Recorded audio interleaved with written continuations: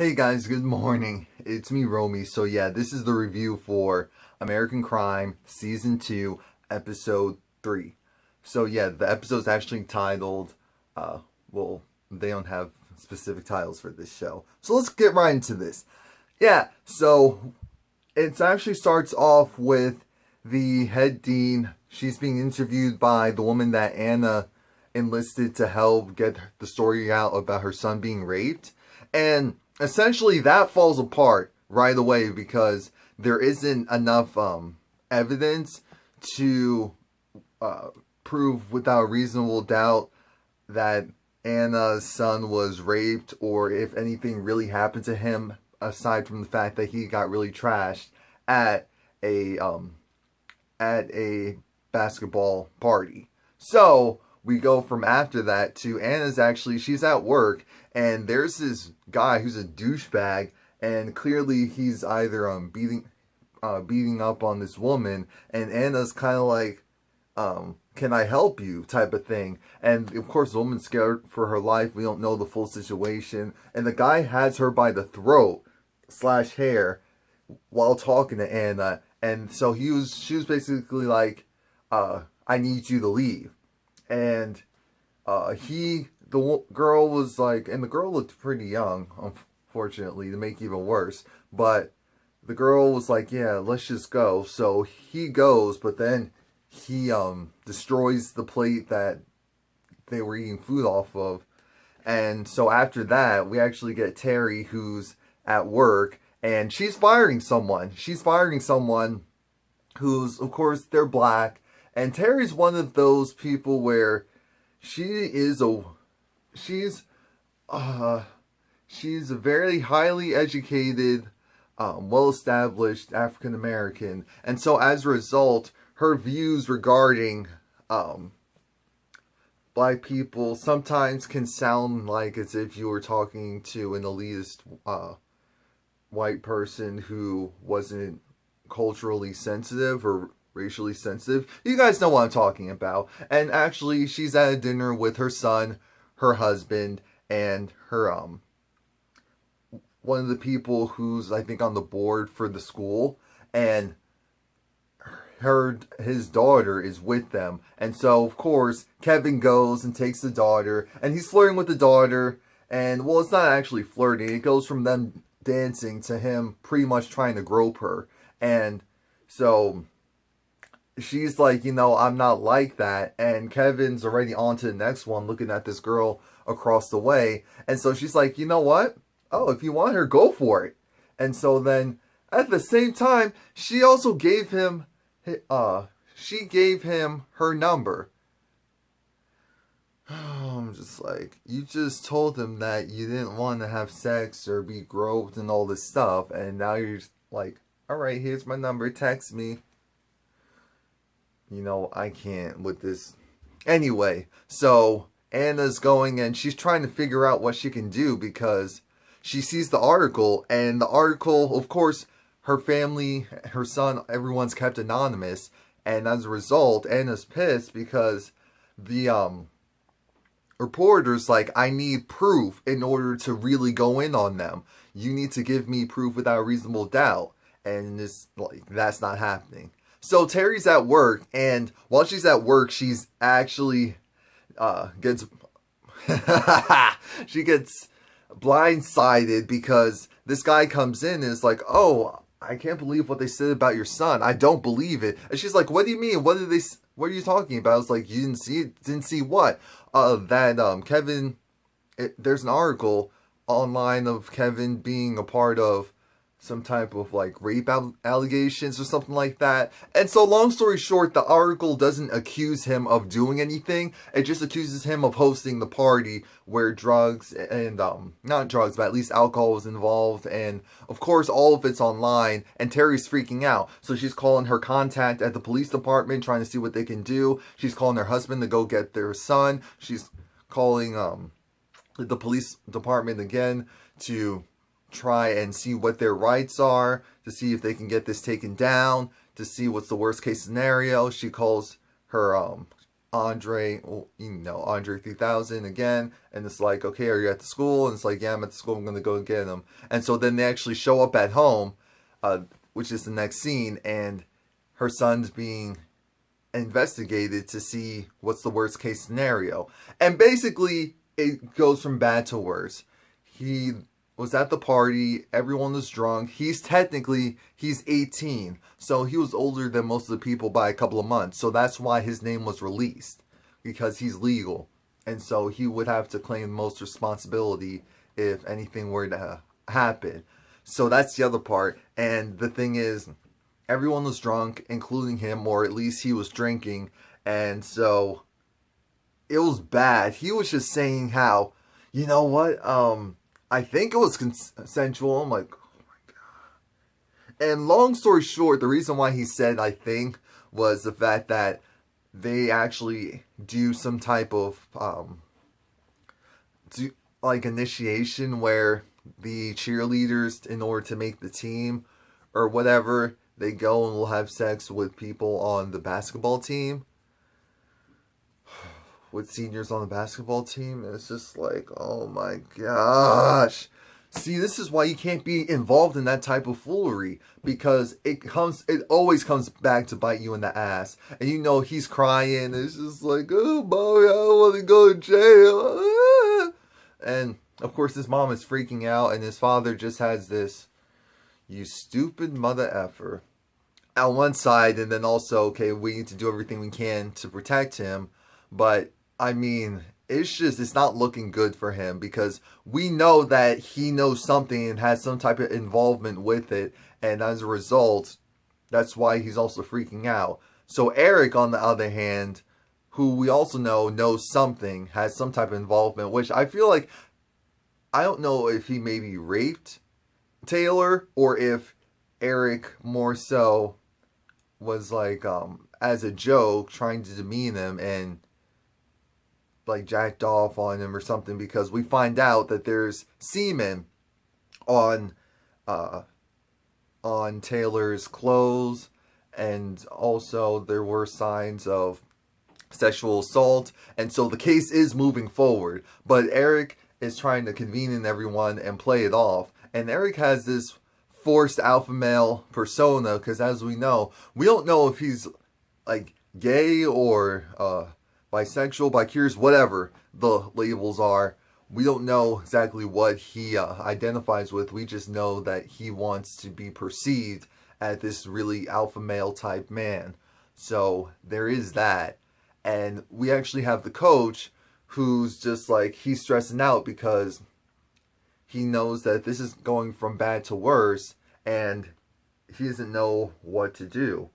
He really doesn't know what to do, because it's like, they told me one thing, another thing's occurring. And so then we have Taylor's girlfriend, or ex-girlfriend, or whatever. She actually is going to get interrogated by the police. And originally, her teacher does stand up for her. He does step in. It's like, wait a minute. You're not doing this without her parent or legal guardian being there. And he was also there as well to supervise still, because her father ended up, of course, showing up. But she basically said, came there with him. He was really messed up. I don't know what was happening, but his clothes were on all weird. And then this guy on the team, I think she said Eric, if I'm not mistaken, came and actually drove us home. And he was a real douche about it, because he drove us home and then sped off. And so that was essentially it, because she really doesn't know anything. She wasn't hanging out with him all night, so she wasn't there to see what happened. So we do have that situation.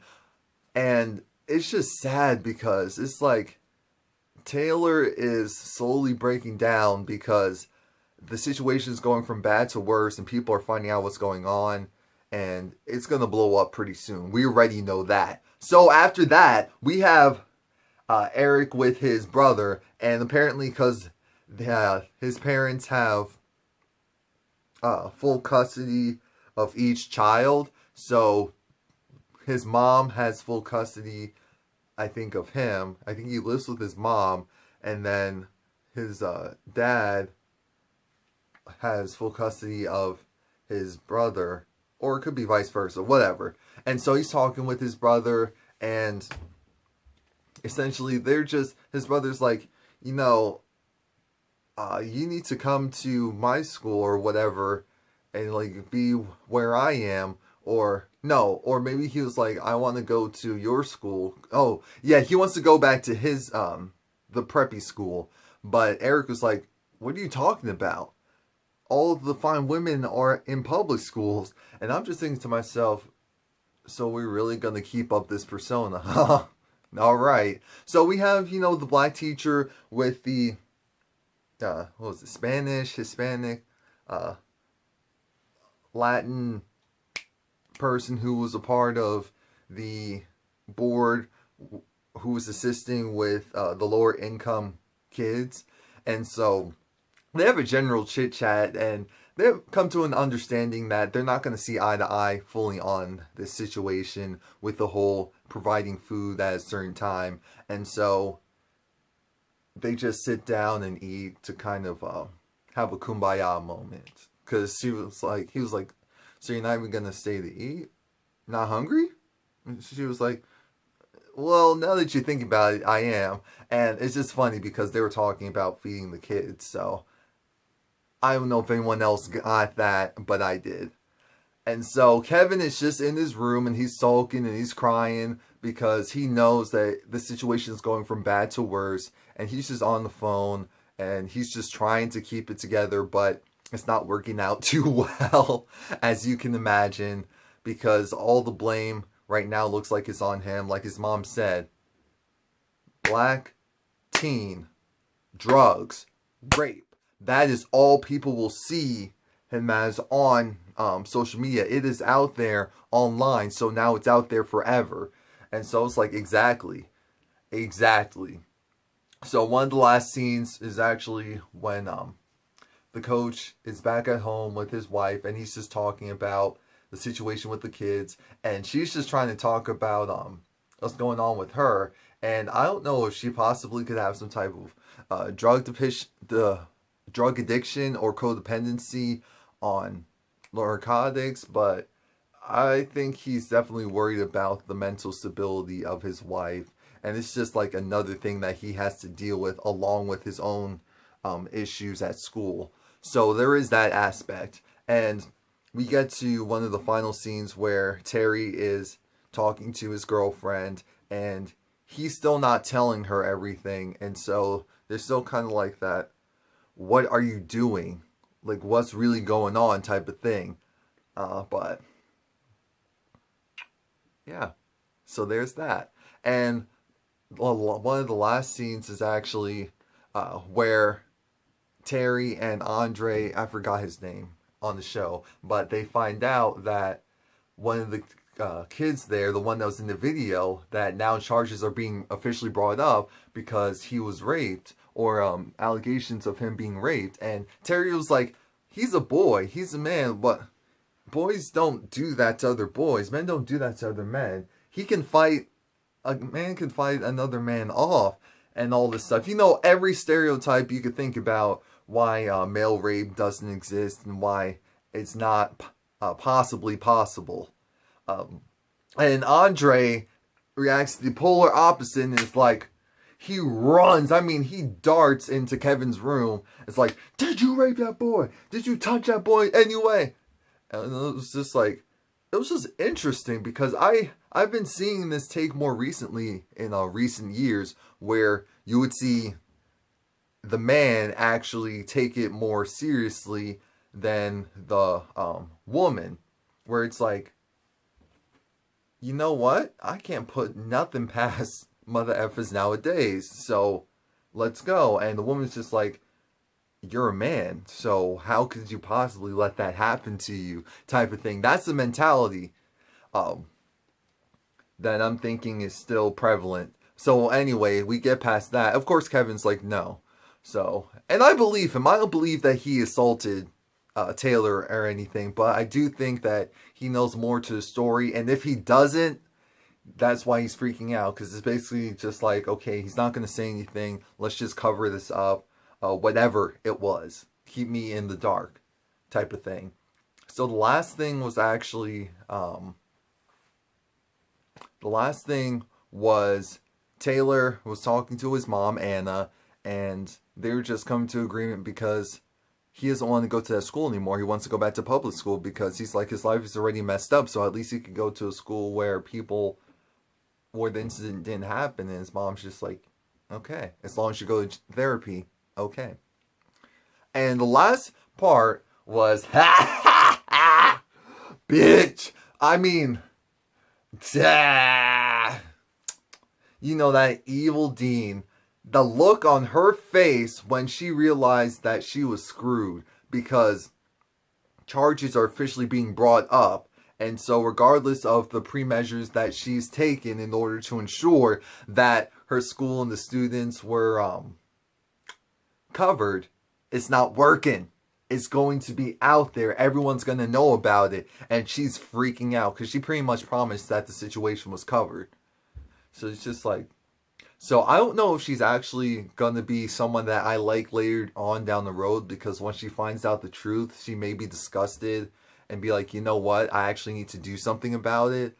Or if she's just going to try and brush it under the rug. I'm not sure about her yet. She may surprise me. She may surprise me. Highly unlikely, but she may surprise me. So again, please like, comment, subscribe. Let me know what you think. Like I said, this episode was good. Every episode was good because it's just a different take. It's refreshing to see a topic like this on a mainstream network, and how it does flow. You know, it is awkward and uncomfortable, but again, it's not to the point where just like, damn, I can't watch this, period. This is just because they're not showing anything really graphic. They're being very vague with it, and you just know something bad's happened, and very realistically of how it would be in the real world. So again, please like, comment, subscribe. Come back next week. I do a recap review. It's really a review because a recap I feel is a little bit shorter, but yeah, so there's that. Thanks.